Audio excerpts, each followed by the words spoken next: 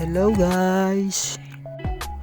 For today's video nga pala, samahan nyo na naman kami pumunta sa bukid dahil ngayong araw ay araw ng Sabado.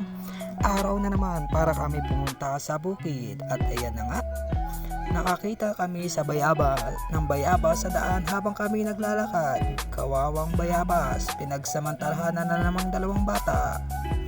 Ayan, kinuha nila yung mga bunga ng bayabas. Nagulat pa kami sa baka niya dahil biglang tumunog. Ayan na nga. Ayan, papunta na kami kung saan kami tatrabaho. Nakita namin si tatay ay nagsisimula ng magtrabaho. Ayan siya, mga katrops. Ang sipag-sipag niyan. At ngayong araw nga pala ay may dalawa kaming bagong kasama. Nanguha na sila ng dalawa naming kasama para mapabilis yung aming pagtatabas. Ayan, nakikita nyo naman si tatay. Pinapaalis yung dalawa dyan dahil baka daw may ahas. Ayan nga po. Makikita nyo po. Napakakapal ng damo na yan. Pero ngayon po, okay na ang aming bukid. Malinis na. Ayan nga po yung mga kasama namin. Nasa bagong kami tambayan. Ayan po, si Uncle Ito tsaka si Rodel. Yung dalawa naming kasama yan. Kung makikita nyo po, ayan, dami na nilang nagawa, dami na nilang natabasan. Ayan. At ayan ako, tignan nyo po, nakaupo-upo ka lang dyan. Ay, nagtatabas pala. Akala ko'y nakaupo ka lang. Ito po yung pangatlong araw na po namin to sa bukid. Okay, pahinga muna dahil pagod na ang inyong lingkod. Yosi muna tayo. Okay, sarap ng buhay mo dyan boy. Kakasimula mo lang, nag-yosi ka na kaagad. Sino ka dyan?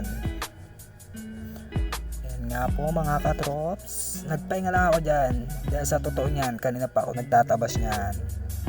Ayan po yung dalawang batang kasama ko.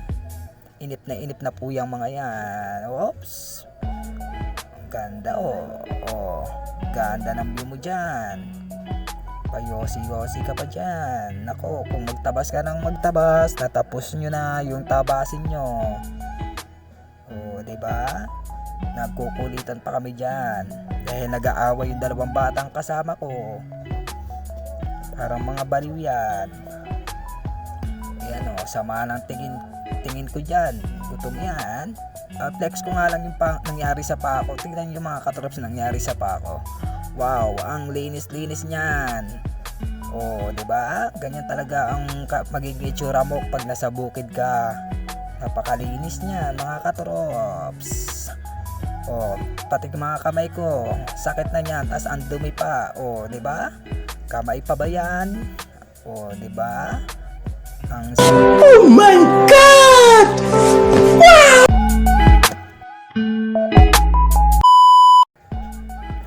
Okay, kinabukasan nga mga katrops ay kami nagbalik sa bukid. Araw ng linggo, kahapon Sabado, kaya ngayon linggo. Ayan na naman kami babalik sa bukid para magtabas. Baka ito na yung last na tabas namin dahil kunti na lang yung tabasin doon.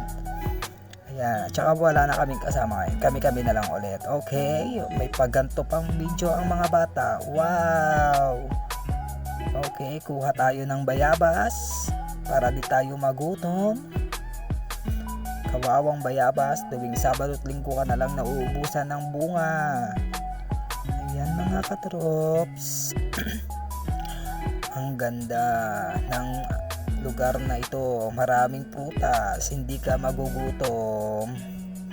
Ayan, nangunguha lang kami dyan. Kami papunta na naman sa bukid para magtabas.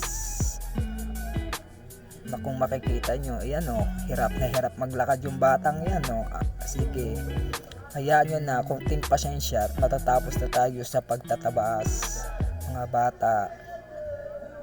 Ayan lakad-lakad kami, nakita namin panay tubig na pala yung dinadaanan namin dyan. Okay, ayan, nagkukulitan yung dalawa dyan kung ano na lang mga pinaggagawa sa buhay ng mga yan. Inip na kasi yung mga yan. Okay, ako naman, pahinga muna tayo.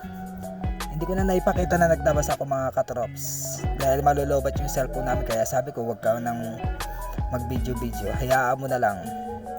Ayan, samahan nyo kami sa aming paghuling araw dito. Dahil huling araw ng pagtatabas namin. Mga Sabado uli kami babalik sa bukid.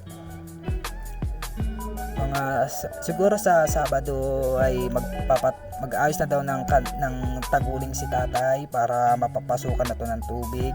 Tsaka lahat ng mga tinabas namin ay susunugin na rin. Kaya Sabado baka makapagpapasok na ng tubig sa bukid para maumpisahan na ang pag-aararo para makapagtanim na tayo. Ayan, nakakita sila dyan ng itlog ng tuko. Kaya nagkakaganyan na sila, nag-aaway sila sa itlog ng tuko.